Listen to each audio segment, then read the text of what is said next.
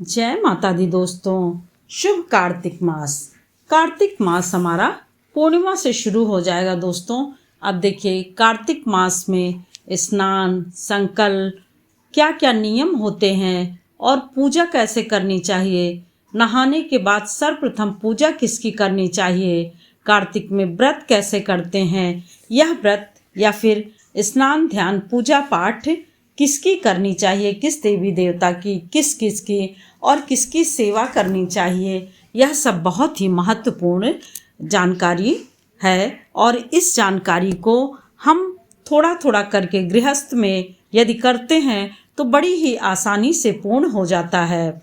हमें कोई बहुत ज़्यादा उस तरह से कार्य नहीं करना है जो कि परिवार में कोई चीज़ बाधा उत्पन्न करे, बल्कि बहुत ही आसानी से परिवार के साथ हम जो कार्य यानी स्नान, ध्यान, पूजा पाठ और दान, और सबसे बड़ी बात कि कार्तिक मास में इन सब के करने से कई गुना हो करके प्राप्त होता है। तो दोस्तों 2023 आश्विन माह की पूर्णिमा से ही स्नान दान शुरू हो जाएगा, यानी स्नान करना शुरू हो जाएगा। कार्तिक मास में पूरे एक माह स्नान करते हैं। 28 अक्टूबर से लेकर के 28 को पूर्णिमा प्राप्त हो रही है कार्तिक मास की।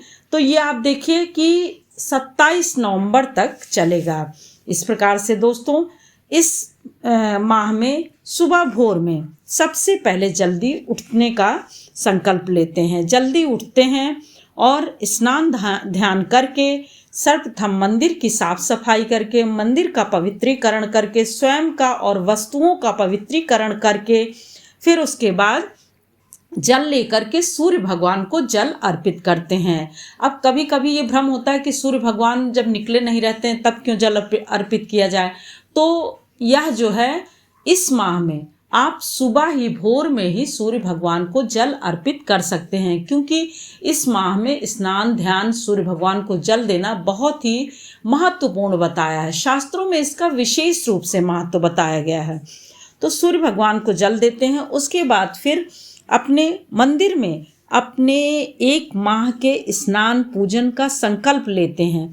मन में ऐसा विश्वास करते हैं कि एक माह हमें श्री हरि विष्णु जी से प्रार्थना करते हैं कि एक माह हम अपने इस कर्तव्य का पालन कर सकें। इस प्रकार से दोस्तों इस माह में जल्दी स्नान ध्यान करने के बाद पूजा पाठ, फिर तुलसी में दीपक जलाना। तुलसी में दीपक जलाना यानी सुबह और शाम दोनों समय। सुबह के समय सूर्योदय ना हुआ रहे, अर्थात कहा जाता है कि अपना रोया न दिखाई दे, उससे पहले तुलसी जी को दीपक अर्पित कर देना चाहिए। और दीपक जलाना, कार्तिक महात्म्य पढ़ना, कथा सुनना बहुत ही पुण्यकारी होता है। यानी इस माह में कोशिश करिए कि अधिक से अधिक पूजा पाठ करिए। और मन में यह है कि खाना वाना कितनी बार खाना है, व्रत कैसे रहना, तो आप व्रत नहीं रह रहे हैं, आप नियम विधि पूजन कर रहे हैं। तो इसमें आप खाना पीना अपनी शारीरिक क्षमता के अनुसार जितनी बार मन हो उतनी बार खा सकते हैं, उतनी बार पानी पी सकते हैं, परंतु थोड़ी सी यह पवित्रता का ध्यान दिया जाए कि सुबह नहा धो करके तब पूजा पाठ और दीपदान, और शाम को भी नहा करके वस्त्र बदल करके दीपदान तुलसी जी में अवश्य करना चाहिए। अब देखिए कि एक और चीज़ है, कुछ लोग पूरे इस माह कार्तिक मास फलाहार करते हैं, वह भोजन करते ही नहीं हैं। और कुछ लोग हैं एक बार भोजन करते हैं, संध्या हो या दोपहर हो, सवेरे, मतलब जितना भी, वो सिर्फ एक ही बार 24 घंटे में भोजन करेंगे। आप देखिए दोस्तों कि सुबह जब उठिए तो लोग कहते हैं कि मुंह अंधेर हुआ रहता है तो कैसे जो है झाड़ू बहारू। तो झाड़ू बहारू तो आप निश्चित ही करिए, उसके बाद ही फिर आप आगे का जो भी नित्य क्रिया है कर सकते हैं। सबसे पहले झाड़ू बहारी यानी साफ सफाई करके उसके बाद फिर आप अपने नित्य क्रिया में लग जाइए। इस प्रकार से एक माह तक शुद्ध सात्विक भोजन का सेवन करिए। और सभी चीज़ें जो होती हैं कि जैसे देखिए यदि आप व्रत रखना चाहते हैं तो 5 दिन, 7 दिन, 3 दिन व्रत भी ऐसे मान करके रह सकते हैं। और ऐसे व्रत को करने में पूरी तरह से हमें रात्रि का और भोर का बहुत ही ध्यान देना चाहिए। यानी दिन में एक ही बार करना है फलाहार भोजन जो भी आप करते हैं, यदि आप व्रत करते हैं। और नदी या पोखर पवित्र उसमें पोखर में स्नान करिए। यदि मान लीजिए कि नहीं मिलता है तो गंगा जल अपने स्नान के पानी में डाल लीजिए। और जितना हो सके इस माह में आंवला के नीचे, तुलसी के नीचे, शमी के नीचे, केले के नीचे, इन सब चीज़ों के यानी पेड़ों के नीचे दीप दान अवश्य करें, दीपक अवश्य जलाएं। और नहाते समय अपने जल में काला तिल भी डाल सकते हैं, आंवले का चूर्ण शरीर पे मल सकते हैं, और तुलसी की मिट्टी जो होती है उसका भी लेपन कर सकते हैं। इन सब चीज़ों को करने से शारीरिक रोग दूर होते हैं, अरिष्ट कटते हैं, कष्टों से मुक्ति मिलती है। इस प्रकार से दोस्तों आप घर के मंदिर में अपने सभी देवी देवताओं को स्नान ध्यान करा करके पूजन शुरू करिए। और हो सके तो देखिए विष्णु भगवान की, केला की और आंवला की, यदि आप इन सब चीज़ों की पूजा करते हैं तो राधा रानी बहुत प्रसन्न होती हैं। और यदि राधा रानी प्रसन्न होती हैं तो भगवान विष्णु बहुत ही खुश होते हैं, कृष्ण भगवान बहुत ही खुश हो जाते हैं। दोस्तों इस प्रकार से देखिए कि कुछ तिथियां होती हैं जिनमें कि हमें स्नान ध्यान का मतलब ध्यान रखना चाहिए। कार्तिक स्नान करने वाले को एक ये भी कहा गया है कि तेल नहीं लगाना चाहिए, यानी पूरे मास वह तेल नहीं लगाएंगे। और कुछ अनाज होते हैं जिनका कि सेवन नहीं किया जाता है।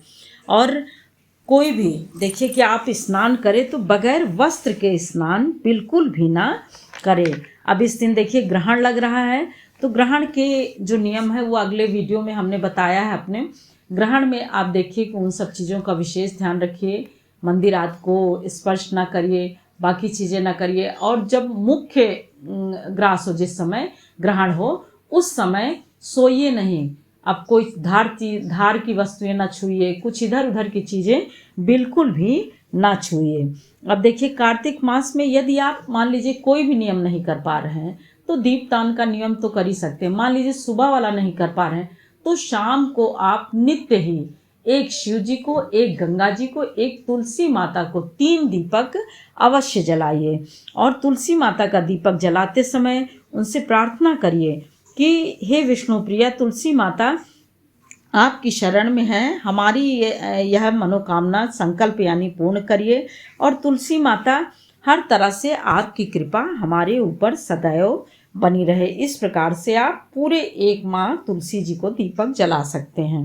अब देखिए कभी कभी किसी को बाहर आना जाना हो जाता है, तो अब एक ही वीडियो में जो भी ये सारी चीज़ें हैं वो बता दे रही हूँ। तो बाहर आने जाने वालों को 1 माह का यानी 30 दीपक, अब 3 जो है देवी देवताओं के लिए होता है, जैसे त्रिरात्रि होता है, 3 की संख्या बहुत शुभ मानी जाती है। तो आप देखिए 3 दीपक आप जो होता है वो मिला करके यानी 33 हो गया। 33 दीपक एक साथ आप एक एक जगह जला करके दीप दान का पुण्य प्राप्त कर सकते हैं। एक दिन आप विष्णु भगवान के किसी मंदिर में, एक दिन आंवला के नीचे, एक दिन केले के नीचे और तुलसी माता के नीचे। यदि प्रतिदिन न जला पाएं तो एक दिन आप 33 बत्ती का दीपक जला सकते हैं और अपने को पुण्य का भागीदार बना सकते हैं। इस प्रकार से दोस्तों यह बहुत ही कहा जाता है कि ये बहुत ही शुभ और बहुत ही संयोग, बहुत ही विशेष रूप से यह महत्व माना जाता है इस मास में। और यह सभी मासों में यह सबसे पवित्र मास माना जाता है। कहते हैं कि इस मास में इन सब चीज़ों को करने से जीवन से कष्टों से मुक्ति मिलती है और अनंत गुना करके कई चीज़ें प्राप्त होती हैं। इसलिए आपको जितना अधिक से अधिक हो सके इस कार्तिक मास का लाभ उठाना चाहिए। कार्तिक स्नान यानी 28 अक्टूबर से 2023 से शुरू होकर के 27 नवंबर 2023 तक रहेगा। जय माता दी दोस्तों, फिर मिलते हैं एक और नए वीडियो के साथ। तब तक के लिए लाइक करिए, सब्सक्राइब करिए और बेल बटन ज़रूर प्रेस करिए जिससे कि नोटिफिकेशन सबसे पहले आपके पास पहुँचे। और यदि यह जरा भी सहायक हो तो कृपया शेयर करना बिल्कुल भी ना भूलें। आपके सहयोग के द्वारा ही हम आगे बढ़ सकते हैं।